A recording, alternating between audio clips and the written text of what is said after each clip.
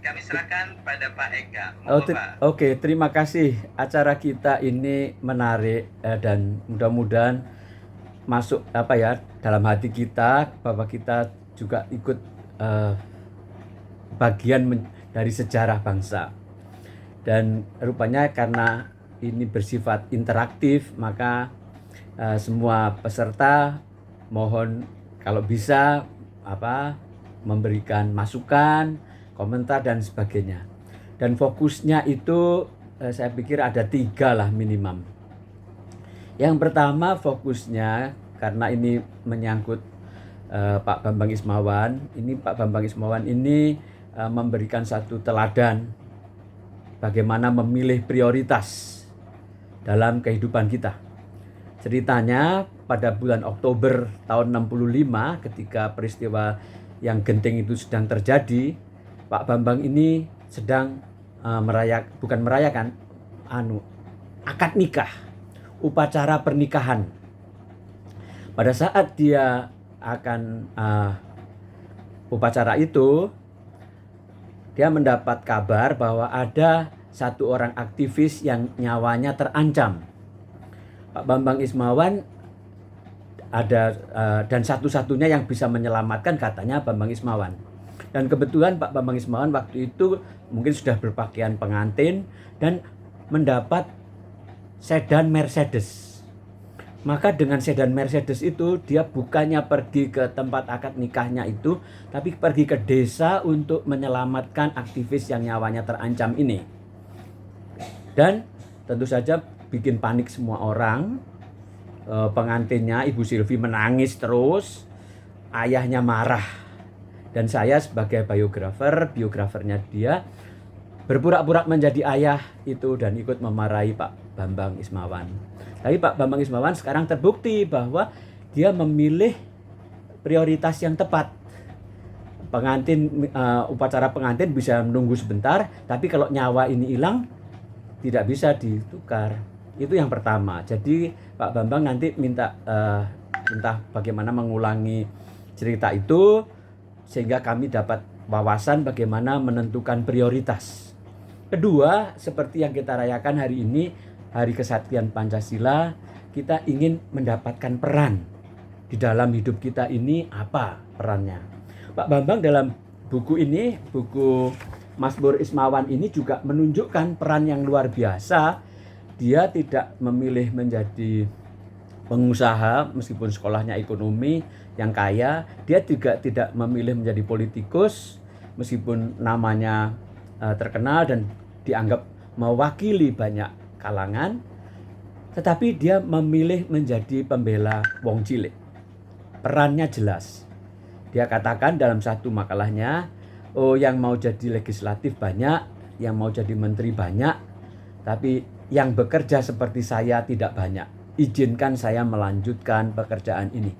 Saya kira itu inspirasi yang penting sekali yang kita bisa teladani bagaimana memilih peran untuk Indonesia. Dan yang ketiga sebetulnya yang paling terkait dengan kita semua adalah biografi. Kita punya riwayat hidup masing-masing. Tapi apakah kita punya biografi? Nah, di sini saya ingin memberikan semacam contoh teladan bagaimana Pak Bambang ini menugaskan saya membuat biografinya. Atau Ibu Bapak, Suster, Romo yang ada di sini bisa menulis sendiri biografinya. Apa yang bisa dilakukan? Dalam kasus Pak Bambang ini waktu itu karena saya tidak terlalu banyak waktu, ulang tahun ke-70-nya sudah dekat, saya katakan, Pak Bambang, tolong saya diantar ke rumah tempat Bapak dilahirkan, ke gereja tempat Bapak dibaptis, tempat kerja yang pertama dan seterusnya.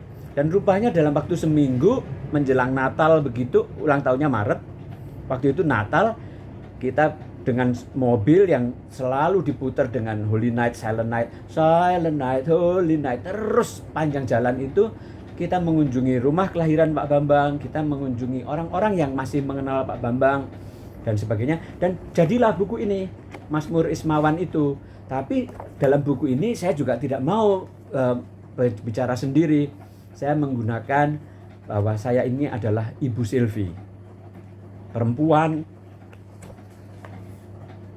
yang mendampingi Pak Bambang dan banyak menderita. Makanya saya bilang ini Mazmur dari bambu yang terluka. Ibu Silvi pada waktu pernikahan itu tidak ditemani keluarganya. Ibu Silvi hidup dengan rantangan jualan makanan dan sebagainya untuk mencukupi kebutuhan keluarga. Dan saya pikir Mazmur Ismawan ini satu bisa terjadi karena saya diberi kebebasan oleh Pak Bambang. Jadi nanti kalau teman-teman, ibu, bapak, suster, teman-teman mencoba membuat biografi, bikinlah sebebas-bebasnya, bikinlah seleluasa-leluasanya. Apa yang ada di hati, apa yang ditakuti, apa yang ini dibahas. Sebagai penutup sebelum acara ini saya bebaskan untuk interaktif, saya ingin membaca doa bambu yang terluka, yang melatih angin bernyanyi dan ombak menari. Silvia Ismawan datang kepadamu dari ujung pulau tua, melewati jalan baru. Ia serahkan hidupnya kepadamu. Berapa matahari akan kau berikan kepadanya? Dia campur dengan kerja keras dan air mata menjadi bingkisan cinta untuk Indonesia. Yang menciptakan kodok dan mewarnai bunga, dengarkan Mazmur bambu yang terluka. Siap dianyam menjadi rumah dan keranjang.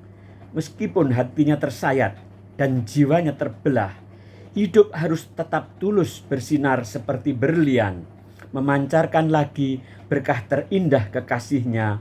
Bambang Ismawan menjadi abdi manusia yang membunyikan petir di sore hari. Inilah Mazmur pohon bambu yang terluka. Gunung-gunung boleh berseri, laut boleh gembira. Mengapa aku harus menangis sepanjang hari? Takut doa-doaku tidak didengarkan. Yang membuat Pulau Jawa, Bali, dan Madura, kupasrahkan masa depan anakku kepadamu. Sekarang terima kasih, kalau mau tepuk tangan boleh. Terima kasih banget. Saya sudah membuka dan sekarang ibu, bapak, saudara-saudara dan terutama kita mulai dari Pak Bambang sendiri, coba direspon 3 masalah tadi. Menentukan prioritas, memilih peran untuk Indonesia, dan menyusun biografinya sendiri untuk kita semua. Terima kasih. Silakan Pak Bambang.